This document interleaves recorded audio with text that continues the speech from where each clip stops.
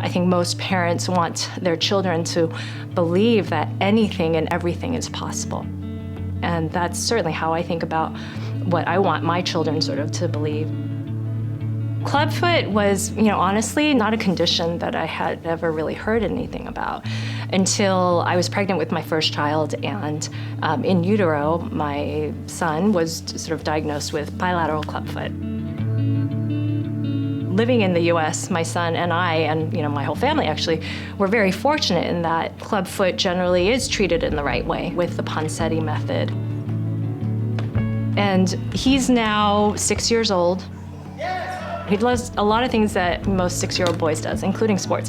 He loves sports, football, soccer, baseball, basketball, you name it. And to see him be able to do that, to kind of keep up with his peers, is amazing.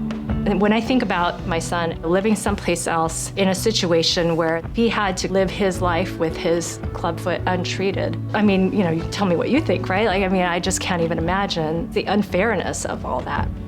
That's what makes what MiracleFeet is doing so personal to me. There's a story that has stuck with me about a father and a son. They live in India.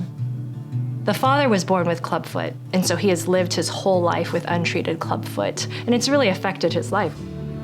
He then had a son who was also born with clubfoot. And fortunately, he was able to be treated with the Ponseti method through an organization that MiracleFeet partners with. And to see the joy and the pride in his father when he saw, his son being treated, it still kind of moves me. To know that his son actually is now on a different trajectory for the rest of his life because his clubfoot has been treated, I will probably always remember that.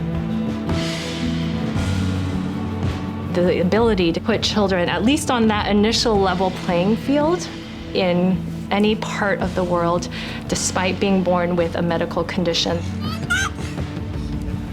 That's what makes what MiracleFeet is doing so powerful to me.